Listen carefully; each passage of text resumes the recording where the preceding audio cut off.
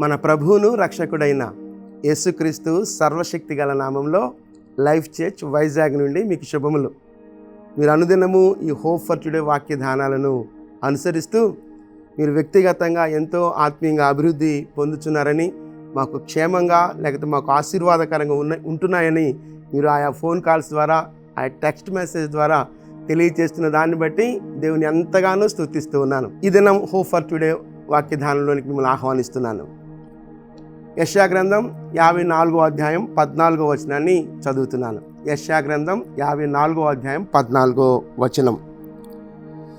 నీవు నీతిగల దానవై స్థాపించబడదువు, నీవు భయపడనక్కరలేదు. బాధించువారు నీకు దూరముగా నుందురు, భీతి నీకు దూరముగా నుండును, అవి నీ దగ్గరకు రానే రాదు.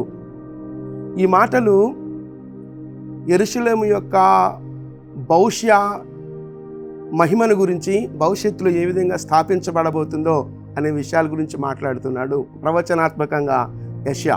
ఈ మాటలు యెరూషలేము యొక్క భవిష్యత్ మహిమ గురించి మాట్లాడుతున్న మాటలు ప్రవచనాత్మకంగా యెషయా చెప్తూ ఉన్నాడు. యెరూషలేము తిరిగి కట్టబడుతుందని, ఆ యెరూషలేములో ఉన్నటువంటి పరిస్థితుల గురించి చెప్తూ ఉన్నాడు. నేను మరలా ఆ వచనాన్ని చదువుతూ ఉన్నాను. నీవు నీతి గలదానవై స్థాపింపబడదువు. నువ్వు స్థాపింపబడతావు. ప్రస్తుతం చరానుభవంలో ఉన్నప్పటికీ భవిష్యత్తులో నీవు స్థాపింపబడబోతున్నావు, స్థిరపరచబడబోతున్నావు అని చెప్తూ ఉన్నాడు. చెప్తూ నీవు భయపడనక్కరలేదు. బాధించువారు నీకు దూరముగా నుందురు, భీతి నీకు దూరముగా నుండును, అవి నీ దగ్గరకు రానే రావు.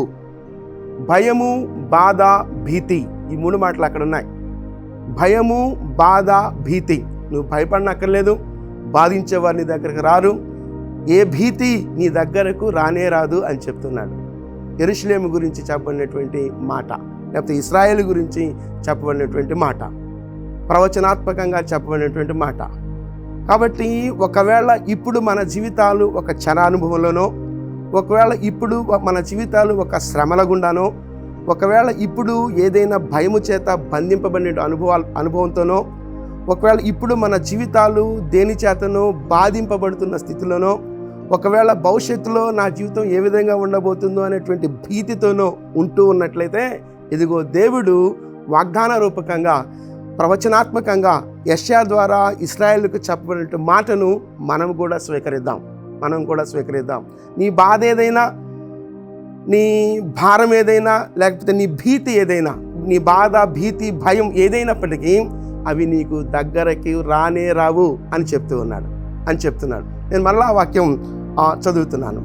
నీవు నీతి గల దానవై స్థాపింపబడదువు, నీవు భయపడనక్కరలేదు. బాధించువారు నీకు దూరముగా నుందురు, భీతి నీకు దూరముగా ఉండును, అది నీ దగ్గరకు రానే రాదు. ఆ తర్వాత క్రింద వచనాల్లో కూడా గమనిస్తే, నీకు విరోధముగా రూపింపబడిన ఏ ఆయుధము వర్ధిల్లదు అని చెప్తున్నాడు. కాబట్టి బాధ ఏదైనా, భయం ఏదైనా, భీతి ఏదైనా, ఏది మనలను బంధిస్తున్నా ఆ ప్రతి పరిస్థితి నుండి దేవుడు మనకు నిరీక్షణ కలుగు చేస్తున్నాడు. అవి నీ దగ్గరకు రానే రావు. నీవు స్థాపించబడబోతున్నావు, నువ్వు స్థిరపరచబడబోతున్నావు అని చెప్తున్నాడు. ఒకసారి ఈ వచనాన్ని మనం వ్యక్తిగతంగా స్వీకరిద్దాం. మన భయాలలో, మన బాధలలో, మన భీతులలో దేవుడు మనను బలపరిచే దేవుడు ఉన్నాడు. మనకు ఒక గొప్ప నిరీక్షణను ఇస్తున్నటువంటి వాక్య భాగం ఈ వాక్య భాగం. ఇశ్రాయేలు జీవితంలో ఒక నిరీక్షణ కొరకు పలుకబడినటువంటి మాట. ఆ మాట మన జీవితాలలో కూడా మనకు నిరీక్షణ కలుగు చేసేది ఉన్నది. ఒకవేళ ఏ బాధను అనుభవిస్తున్నా, ఏ భయం నీకు ఆవరించి ఉన్నా, ఏ భీతి నిన్ను చుట్టుకొని ఉన్నా, వాటికి భయపడిన అవసరం లేదు. వాటిలో నీవు ఉండవు. అవి తాత్కాలికం. రాబో దినాలలో నువ్వు స్థాపింపబడబోతున్నావు. నీతిగల దానవై నీవు స్థాపింపబడబోతున్నావు, ఓ ఇశ్రాయేలు లేక ఓ యెరూషలేమా అన్నట్లుగా.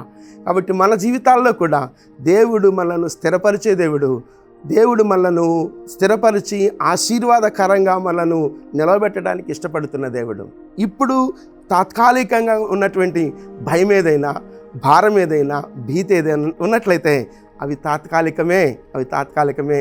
దాని తరువాత మనం ఉన్నతమైనటువంటి ఆశీర్వాదకరమైన అనుభవాల్లోనికి మనం ముందుకు వెళ్ళబోతూ ఉన్నాం. ఆలోచిద్దాం, దేవుని ఆలోచనలు స్వీకరిద్దాం, నిరీక్షణ కలిగి దేవుని మీద ఆధారపడుతూ ముందుకు కొనసాగుదాం. చిన్న ప్రార్థన చేస్తాను. మీరు ఎక్కడున్నప్పటికీ అభ్యంతరం లేకపోతే నాతో కలిసి ఏకీభవించాలని మనం చేస్తున్నాను. చిన్న ప్రార్థన. కృపగలిగిన దేవా, దయగలిగిన మా తండ్రి, మీ కనలేని స్తుతి వందనాలు చెల్లిస్తున్నాం ప్రభా. భారం ఏదైనా, బాధ ఏదైనా, భీతి ఏదైనా నా దేవా మీ మీద ఆధారపడటం మాకు నేర్పించు ప్రభువా.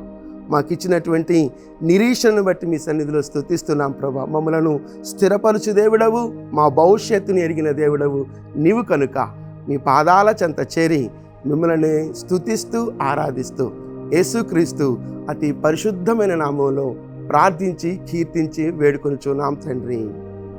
ఆమేన్, ఆమేన్. ప్రభు సన్నిధి నిత్యము నడిపించునుగాక. ఆమేన్.